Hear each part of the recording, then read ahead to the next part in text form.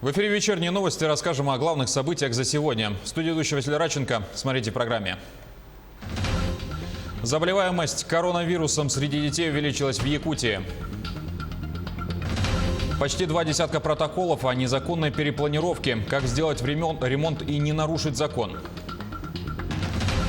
Десятки разноцветных воздушных шаров поднялись в небо над столицей Литвы. Они ознаменовали начало чемпионата по воздухоплаванию.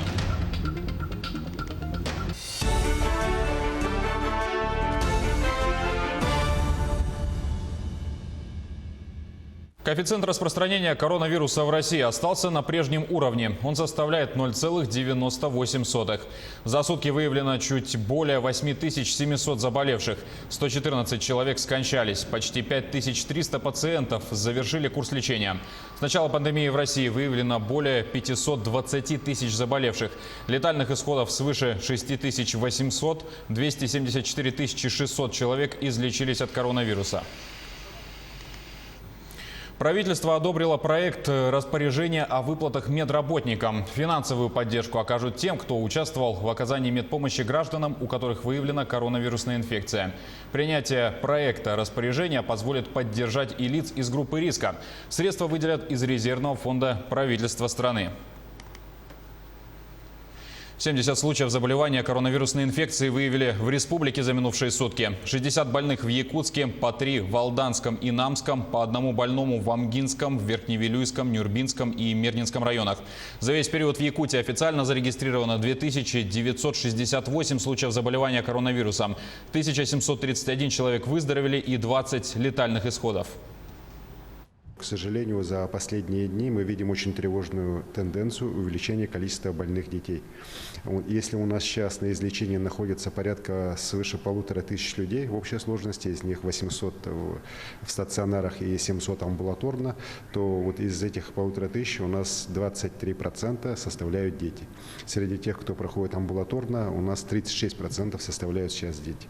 Дети в основном переносят болезнь легко, бессимптомно, но при этом они как раз и являются во многих случаях источниками принесения инфекции внутрь семьи и дальнейшего заражения и серьезных осложнений.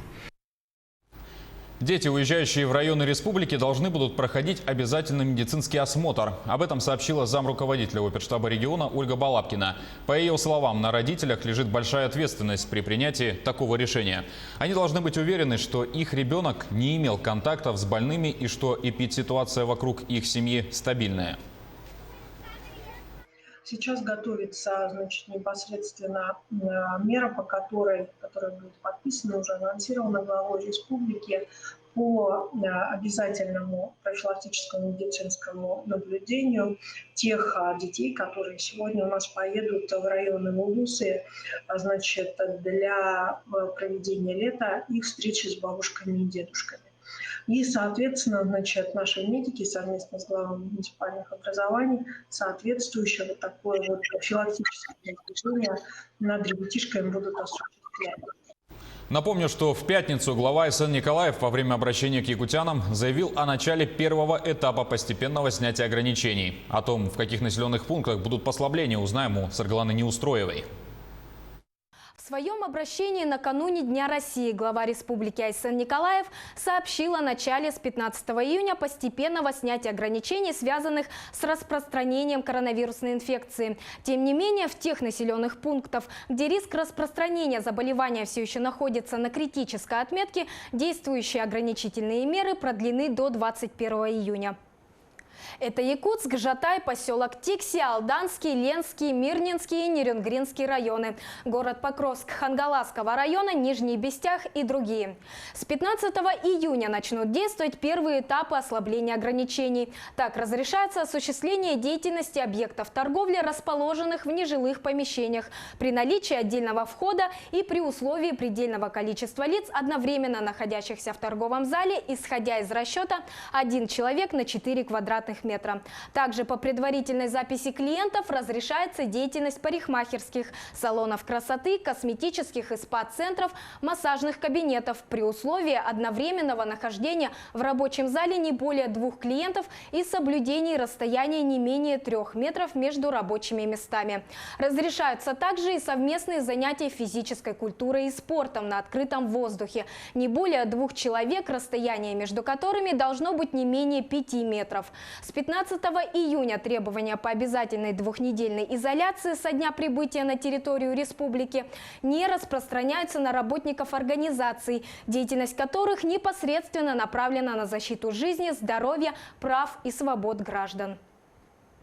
Стоит отметить, что на предприятиях и в организациях, не включенных в перечень жизнеобеспечивающих, сотрудники продолжат работать в удаленном режиме до 21 июня. При этом соблюдение масочного режима на работе обязательно. Кроме того, в период действия ограничительных мер работники организаций торговли и оказания бытовых услуг, чья деятельность не приостановлена правовыми актами главы Якутии, имеют право не обслуживать граждан, не соблюдающих масочный режим. О принятии следующих этапов снятия ограничительных мер станет известно после 22 июня. Санобработка всех оптовых баз прошла в Якутске. Дезинфицировали с 9 утра. Обработке подверглись не только торговые павильоны, но и склады. Сотрудники отмечают, что основной наплыв покупателей случается именно за день и после выходных. Во время работы продавцы соблюдают все санитарные нормы и правила безопасности. Вот, во-первых, мы постараемся, недавно вышли это законы, которые первый раз пятница, суббота, воскресенье выходные сделали, полностью дезинфицировали.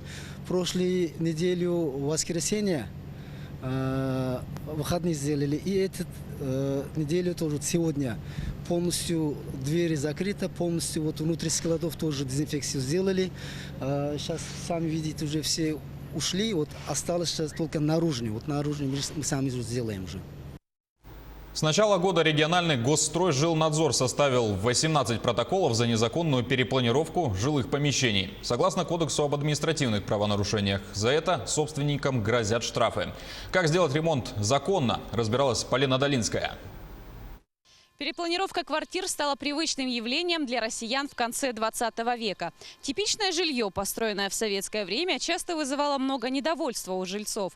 Одних не устраивали очень маленькие кухни, кто-то был недоволен совмещенным санузлом, третьи пытались скорректировать конфигурацию прихожей. В настоящее время в России действуют достаточно жестокие законы, которые регулируют перепланировку квартир в многоэтажках. За нарушение закона действуют санкции от штрафов вплоть до принудительной продажи квартир с аукциона. Каждый из нас хочет из своей квартиры, особенно если это старый дом, сделать более удобное, современное и функциональное семейное гнездышко. При этом зачастую не осознавая, что можно делать, а чего нельзя. Люди сначала делают перепланировку и только потом начинают уже приводить документы в порядок. И сейчас модно же, делать там, например, квартиры, студии, увеличивать какие-то площади комнат, но есть дома типовые, вроде, например, 112-х домов, серии домов, а также старые дома, КПД, хрущевки, в которых перепланировку производить нельзя. К счастью, сейчас много домов монолитно-каркасных, где стен несущих практически нету. В этих домах можно делать перепланировку, но даже в этих домах вы должны обязательно согласовать эту планировку. Перепланировка квартиры – наиболее доступный и поэтому популярный способ улучшить свои жилищные условия. Владельцев не пугает, что изменения в дальнейшем могут помешать в продаже квартиры. От этого также нередко зависит безопасность многоквартирного дома. Как рассказывают сами риэлторы, перепланировка перепланировки рознь. Тогда есть понятие сложная перепланировка, а есть небольшая. Например, менять мокрые зоны, а также снос каких-то несущих конструкций, их делать совершенно нельзя. И на это разрешение вы не получите.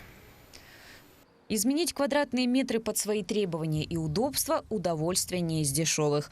Также даже незначительное вмешательство в конструктив здания может повлечь за собой достаточно тяжкие последствия для собственника, как финансовые, так и юридические. За самовольную перепланировку или переустройство влечет наложение административного штрафа по части 2 статьи 7.21. Это в отношении физлиц от 2 до 2,5 тысяч рублей, в отношении юрлиц от 40 до 50 тысяч рублей и в отношении должностных лиц от 4 до 5 тысяч рублей. Несмотря на предупреждения и запреты, собственники продолжают нарушать порядки перепланировки. Так, в 2019 году региональный Госстройжилнадзор составил 122 протокола, а на 1 июня этого года уже выявлено 18 нарушений. Изменения в первоначальном проекте – серьезное решение. Подходить к нему нужно, имея четкое представление не только о плюсах, но и о минусах. Полина Долинская, Владимир Павлов, Якутск. Владимир Путин лично разъяснит россиянам поправки в Конституцию. В течение июня президент проведет серию совещаний, на которых будут обсуждаться изменения и предстоящее 1 июля общероссийское голосование. Наши корреспонденты продолжают опрашивать якутян. Свое мнение высказали алданцы. Ваше отношение к поправкам в Конституцию Российской Федерации? Ну, отношение положительное, потому что считаем действительно, что поправки эти назрели, потому что время как бы стремительно, то есть очень много изменений. Хотелось бы отдельно выделить меры социальной поддержки, которые будут закреплены в Конституции, это индексация и так далее. Но все-таки хотелось бы также рассмотреть каждую поправку отдельно, то есть чтобы голосование было организовано по каждой поправке отдельно, а не общим пакетом. Сегодня меня, как директора Центра семейного устройства, волнует вопрос, почему так много на сегодня детей находится вот в таких учреждениях. Поэтому я считаю, что эту поправку самой наиважнейшей. Знаете, хотелось бы выделить 5 основных поправок. Это такие, как защита института семьи и детей. Это регулярная индексация социальных выплат и пособий, да, это, я считаю, немаловажно. Это индексация пенсий, доступность и качество медицинского обслуживания. И к новостям зарубежья. Десятки разноцветных воздушных шаров поднялись в небо над столицей Литвы. Они ознаменовали начало чемпионата Вильнюса по воздухоплаванию. Николай Коровин продолжит тему. Возвращение аэростатов в небо после зимнего перерыва и вынужденной паузы, вызванной пандемией коронавируса, как знамение окончания карантина в Литве. Впрочем, без ограничений не обошлось. В этом году было решено обойтись без представления для публики, оставив только спортивную часть. Обычно наши спортивные все эти предполетные собрания бывают в закрытом пространстве, так мы сейчас делаем в открытом. Стараемся избежать, не делаем никакой программы для зрителей, чтобы не было какого-то скопления людей. Просто делаем спортивную часть без никакого-то там шоу. В мастерстве воздухоплавания соревнуются 23 пилота из Литвы и Латвии. Еще 15 аэронавтов не принимают участие в первенстве. Они прибыли на фестиваль для полетов и общения. Всего в воздухе за эти дни проведения фестиваля поднимутся 40 аэростатов. Как правило, воздушные шары взлетают с первыми лучами солнца и на закате. К слову, в условиях пандемии после локдауна это первое воздухоплавательное мероприятие в мире. Вильнюс – одна из столиц в Европейском Союзе, где можно летать аэростатами. Поскольку у нас компактный маленький город, можно вылететь из него безопасно, поэтому мы можем летать над городом. Текущее состязание проходит впервые после 13-летнего перерыва. Фестиваль воздушных шаров впервые прошел в Вильнюсе в 1989 году, став первым и последним подобным мероприятием в СССР.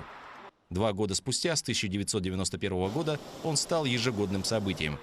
Однако после 2007 года фестиваль не включал в себя соревновательную часть. Николай Коровин, Вильнюс. На этом программа подошла к концу. Спасибо за внимание и до свидания.